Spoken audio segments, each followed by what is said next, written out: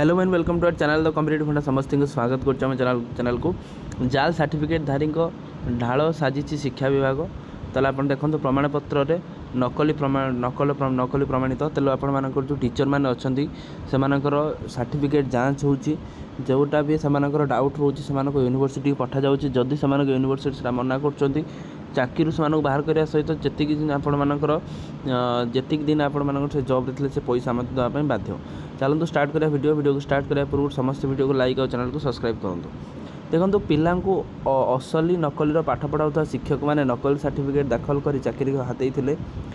पुणी वर्ष कि 3 वर्ष नुहे दीर्घ 12 वर्ष धरी जाल सर्टिफिकेट चाकरी करते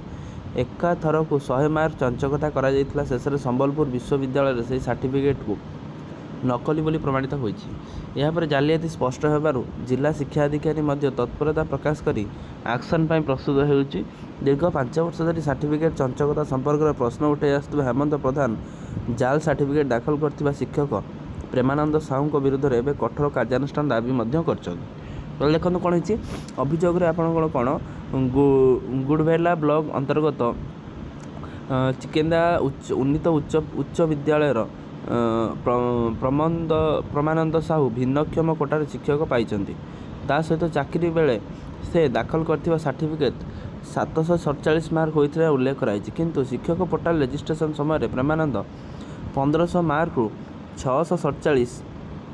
पाई दाखल होता। तेणु मार्क चंचकता होता सन्देह करी तुसुरा थाना अंतर्गत पिपिली मुंडा ग्रामर हेमंत कुमार प्रधान एक आरटीआई मागिता हेले इतिमध्य 4 वर्ष बीती जाते शिक्षा विभाग सबू तथ्य देउथिले किंतु मार्कसीट देउनथिला। तेणु गत 2020 हेमंत सूचना अधिकारी आईन बल राज्य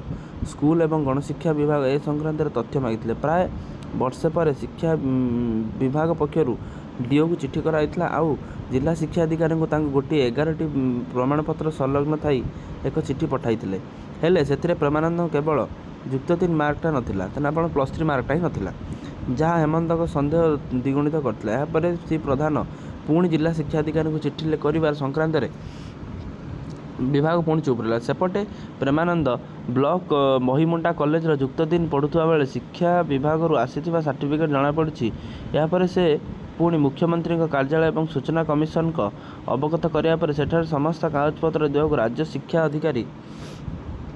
निर्देशालय आसाला निर्देश से ही निर्देश पर डीओ को निर्देश कराइला है विभाग पक्षर कौन तथ्य दि जाऊ ना शेष में शिक्षा विभाग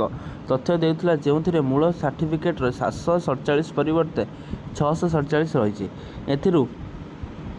चाकरी बेले श्री साहू नकली युक्त 3 सर्टिफिकेट देइथिले ता भितर श्री प्रधान पुणी संबलपुर विश्वविद्यालय जाई असिस्टेंट रजिस्ट्रार परीक्षा द्वारा जिला शिक्षा अधिकारी को दिया प्रमाणपत्र